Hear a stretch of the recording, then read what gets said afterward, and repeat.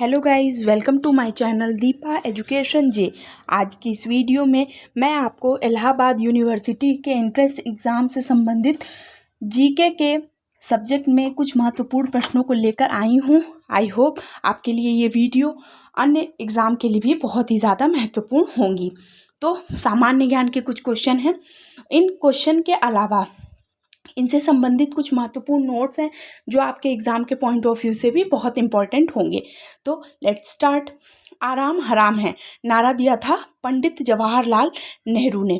सबसे पहले हम बताना चाहते हैं कि आराम हराम है ये नारा दिया था पंडित जवाहरलाल नेहरू ने। अगर आपसे पूछे कि स्वतंत्र भारत के या जब भारत आज़ाद हुआ तो उस समय प्रधानमंत्री कौन बने, तो पंडित जवाहरलाल नेहरू प्रथम प्रधानमंत्री बने।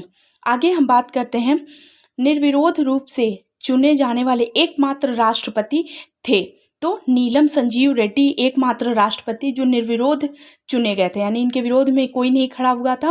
निर्विरोध यानी किसी के भी विरोध में ना होकर निर्विरोध जीते थे, एकमात्र राष्ट्रपति थे वो नीलम संजीव रेड्डी। अब अगर आपसे वर्तमान में राष्ट्रपति का नाम पूछे तो आप बताएंगे कि वर्तमान में राष्ट्रपति हैं द्रौपदी मुर्मू, जो भारत की दूसरी महिला राष्ट्रपति हैं।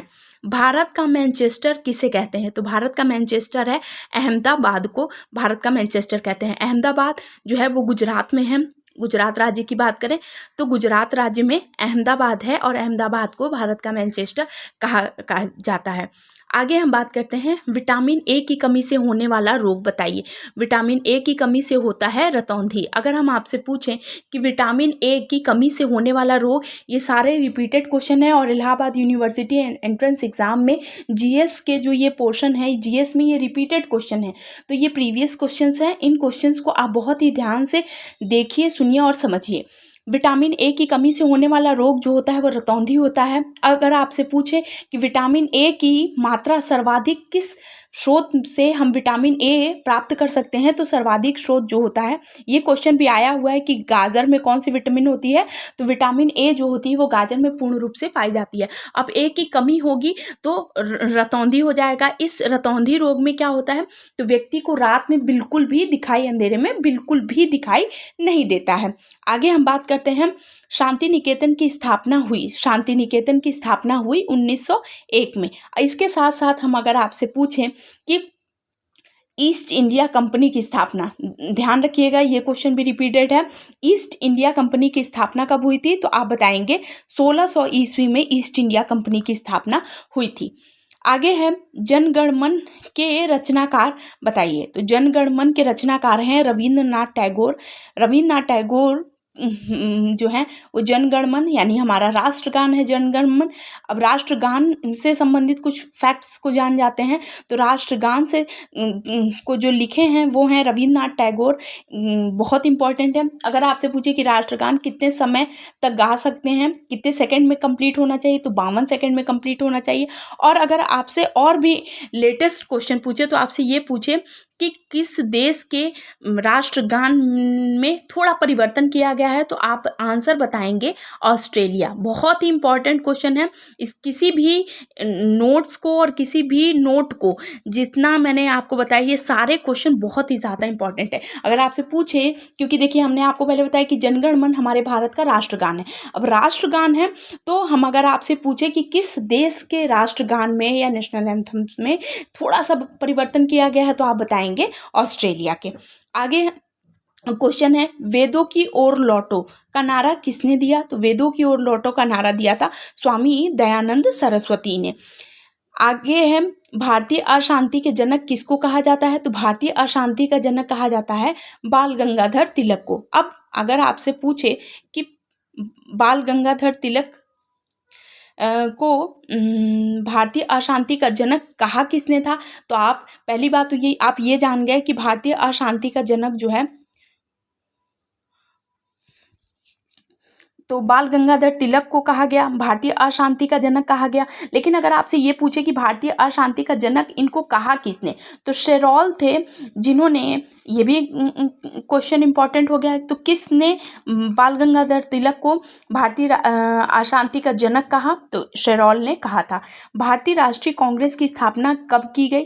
भारतीय राष्ट्रीय कांग्रेस की स्थापना हुई 1885 में। आगे हम आपको बताते हैं कि भारत की राजधानी दिल्ली कब बनी? तो 1912 में भारत की राजधानी दिल्ली बनी। और इसका कब आवेदन किया गया, ये कब स्वीकार किया गया? तो 1912 में ये राजधानी बनी, लेकिन 1911 में राजधानी जो है वो कलकत्ता से दिल्ली स्थानांतरित की गई लॉर्ड हार्डिंग के समय में। तो आपसे अगर क्वेश्चन पूछे कि किसके समय में ऐसा हुआ था, तो आप बताएंगे लॉर्ड हार्डिंग के समय में ये किया गया था। और भारत दिल्ली की राजधानी 1912 में बने। एक बार स्पष्ट बता देती हूँ आपको, लॉर्ड हार्डिंग के समय। कभी कभी गवर्नर जनरल से भी क्वेश्चन पूछ लिए जाते हैं। तो हार्डिंग के समय में भारत की राजधानी दिल्ली 1912 में।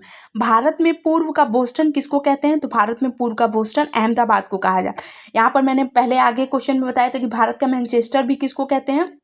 वो अहमदाबाद को कहते हैं। ये भी बहुत इंपॉर्टेंट क्वेश्चन है। आगे है मालवा का युद्ध कब हुआ? तो मालवा का युद्ध हुआ 1561 में। ये युद्ध भी बहुत ज़्यादा इंपॉर्टेंट है। और इसकी तरफ से आदम खां जो है वो मुगलों की तरफ से, ये मुगलों के बीच युद्ध हुआ था और मुगलों की तरफ से इसका नेतृत्व किया था आदम खां ने। ये भी नाम बहुत इंपॉर्टेंट है, याद रखे रहिएगा, आपके क्वेश्चंस बहुत ज़्यादा इंपॉर्टेंट है।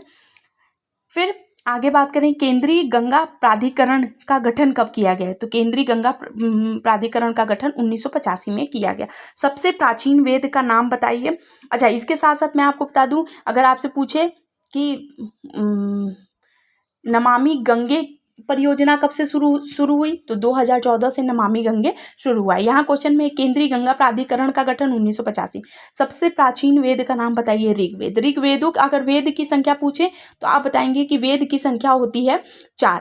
वेद की संख्या हो गई है 4। आगे आपको बताती हूँ, अगर आपसे पूछे कि वेद कितने हैं तो आप बताएंगे 4 वेद हैं। मैं आपको नाम बता देती हूँ, ऋग्वेद, सामवेद, यजुर्वेद, अथर्ववेद। और सबसे प्राचीन वेद का नाम है ऋग्वेद।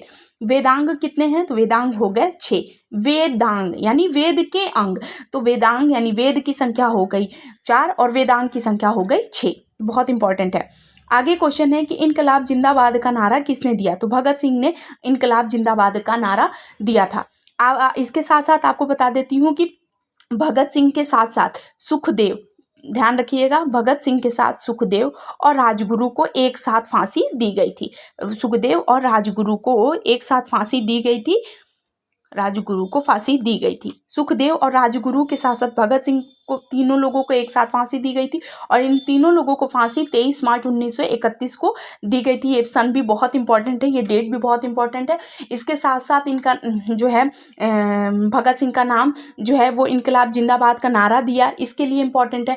फिर नेशनल असेंबली में बम, खाली बेंच पर बम फेंका था। ये सारी चीज़ें जो हैं वो बहुत ही महत्वपूर्ण हो जाती हैं। आगे है तारे टिमटिमाते हैं, तो अपवर्तन के कारण तारे टिमटिमाते हैं। इसके अतिरिक्त मैंने विज्ञान के कुछ सामान्य क्वेश्चन अपनी प्रीवियस वीडियो में डाल रखी हैं।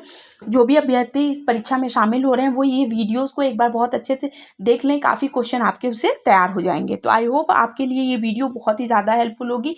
एक बार फिर से इलाहाबाद यूनिवर्सिटी में जितने भी अभ्यर्थी एंट्रेंस एग्जाम में परीक्षा देने जा रहे हैं उन सभी अभ्यर्थियों को मेरी तरफ से very all the best. I hope आपके लिए वीडियो बहुत ज़्यादा हेल्पफुल होगी। तो प्लीज़ मेरे चैनल को लाइक कीजिए, सब्सक्राइब कीजिए, शेयर कीजिए। Thank you.